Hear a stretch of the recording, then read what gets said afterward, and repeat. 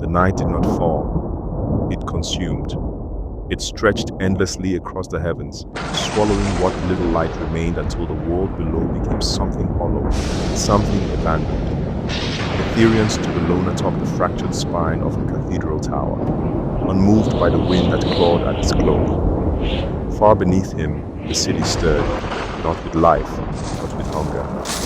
He could feel it now, the shift, the same presence he had witnessed before the fall of entire worlds, his eyes dimly ignited, not with fear, but recognition. The light did not explode, it descended, a single, controlled force, cutting through the darkness with precision, not fury. Where it touched, the shadows did not scatter. They ceased, erased without resistance, as if they had never belonged to this world. And then, it was over. The beam faded, leaving behind a scar carved into the city itself. Smoke drifted where creatures once stood. The air, once thick with movement, now hung still, heavy, uncertain. Ethereon did not move. He stood within the path of his own power, untouched by the destruction around him. No strain, no breath, lost, only silence, and the faint remnants of light drifting from him like something alive. But the darkness had not retreated. It lingered, just beyond sight, watching, learning. Below, hidden between broken concrete and shadow, Marcus struggled to understand what he had just witnessed. The fear that once drove him forward had nowhere to go now.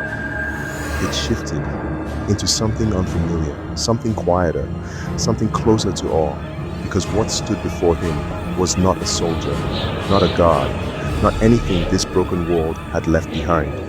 And for the first time since the night began, the silence was no longer empty, it was waiting.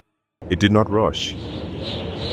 High above the broken city, something else had been watching, not like the others, not driven by hunger or instinct. It observed every movement, every shift of light, every moment the darkness had failed, and now it understood. Below, the street remained still, scarred by a force that did not belong to this world. Ethereon stood within it, unchanged, untouched, as if the destruction around him had never happened at all. But he felt it, not the fading remnants of shadow, something deeper, something aware.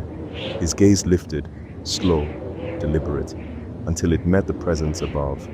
For a moment, neither moved, no attack, no sound, only recognition, as if both had come to the same realization. They were not alone in what they were. From the silence, the darkness shifted, not outward, but inward, pulling itself together, refining, choosing form, and then it descended, not falling, but unraveling, and reforming as it came. The air grew heavier with each passing second. The light, thinner, even the fog seemed to hesitate. Below, Marcus stepped forward without meaning to, drawn in by something he didn't understand. Fear had not left him, it had changed. Because whatever stood before him now was no longer just survival. It was something else entirely, something watching back. And for the first time, the light was no longer the only thing that hunted.